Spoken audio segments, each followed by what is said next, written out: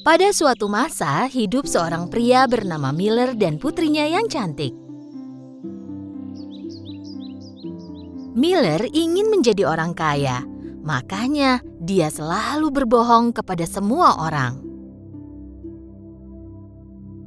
Kisah Miller ini sampai kepada raja.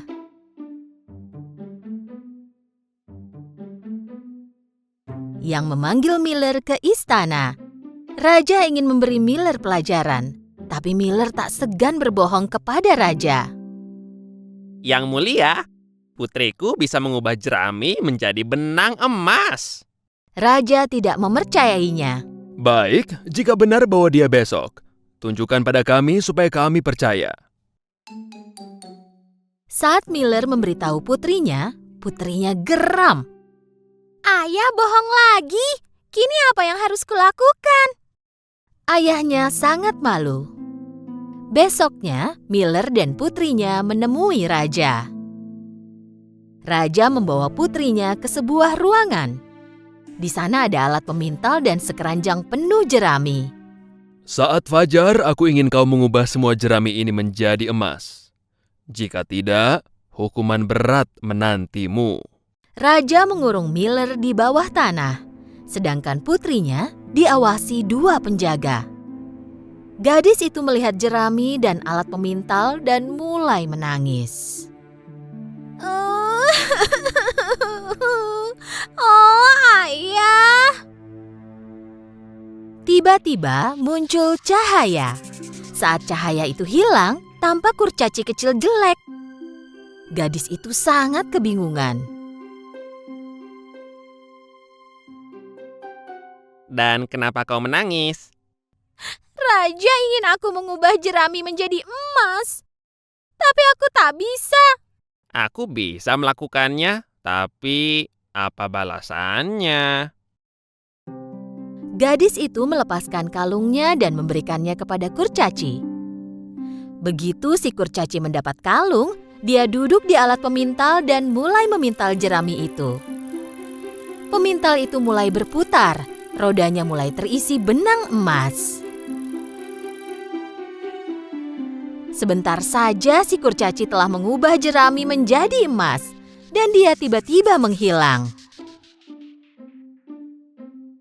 Sudah pagi, raja memasuki ruangan dan begitu dia melihat pemintalnya, dia terpukau. Kupikir ayahmu berbohong, dia membuatmu terpukau. Gadis itu pikir sudah selamat dan sangat senang.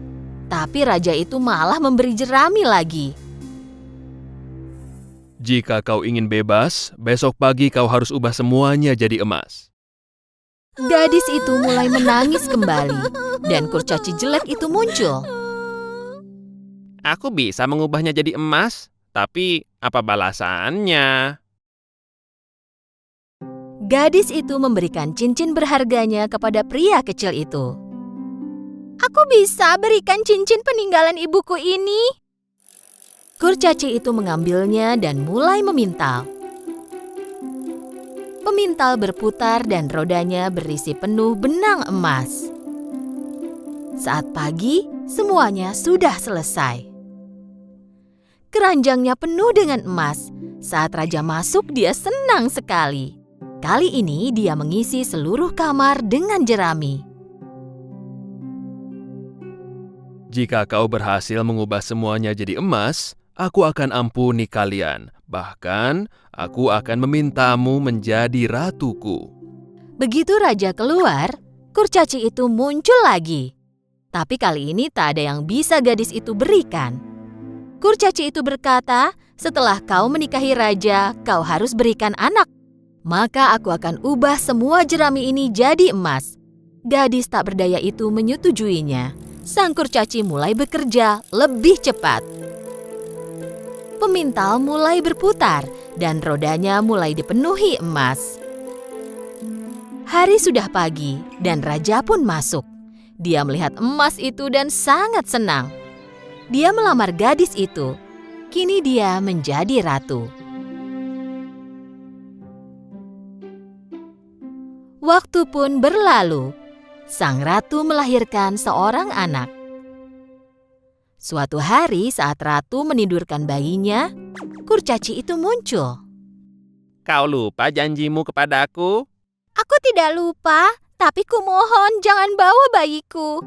Sang kurcaci merasa kasihan dan memberinya satu kesempatan. Jika dalam 3 hari kau tahu namaku, kau boleh memiliki anakmu. Begitu si kurcaci menghilang, ratu mulai berpikir. Dia memanggil pengawal dan menyuruhnya membuat daftar semua nama orang di negeri itu.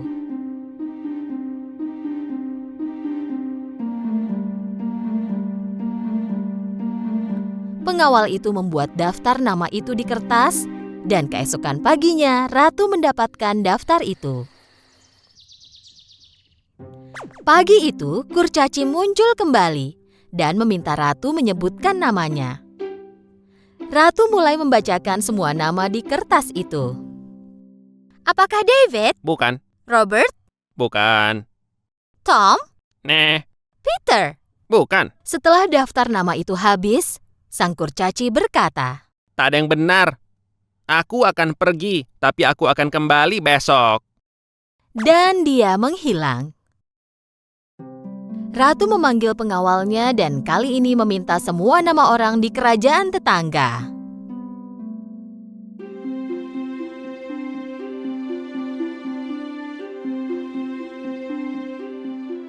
Sebelum pagi, pengawal menulis semuanya di kertas dan memberikannya kepada ratu. Saat matahari terbit, kurcaci itu muncul kembali. Jadi, kau sudah tahu namaku? Baltazar, Bukan, Hans, bukan. Mustafa, Gustav. Mau sebanyak apapun nama yang dia sebut, tak ada yang benar. Besok hari terakhir, aku akan kembali. Tapi, itu kesempatan terakhir. Si kurcaci menghilang lagi. Ratu memanggil pengawal dan meminta mereka pergi lebih banyak negara untuk dapatkan lebih banyak nama. Saat matahari terbit, pengawal kembali dan mulai menjelaskan semua yang dia lihat semalam. Saat aku berjalan di hutan, aku melihat rumah kecil dan ada pohon yang berbicara. Dan ada kurcaci melompati api bernyanyi. Bayi itu akan jadi milikku. Dia akan jadi matahariku. Aku telah menantikannya. Namaku adalah Rumpelstiltskin. Ratu sangat bahagia mendengarnya.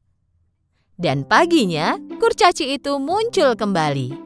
Dia menanyakan jawaban ratu. Ratu berpura-pura tidak tahu namanya dan mulai menyebut berbagai nama. Sang kurcaci terus menggelengkan kepalanya. Setiap kali ratu salah menjawab, dia semakin bahagia.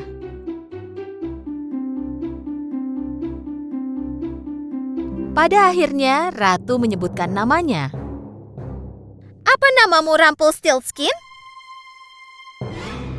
Tapi, bagaimana bisa dia tahu? Pasti penyihir memberitahumu. Ya, penyihir. Kurcaci itu menghentakkan kakinya dan lantai hancur. Kakinya terkubur. Lalu dia mulai menghentakkan kaki yang satunya lagi dan lantainya semakin hancur. Dan dia semakin terkubur.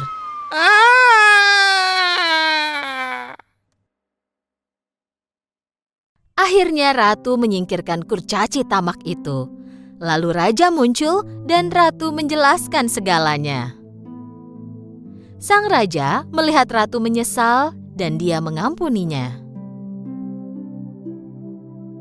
Untuk ayahnya, raja telah memikirkan hukuman yang tepat. Lalu mengusirnya keluar dari kerajaan.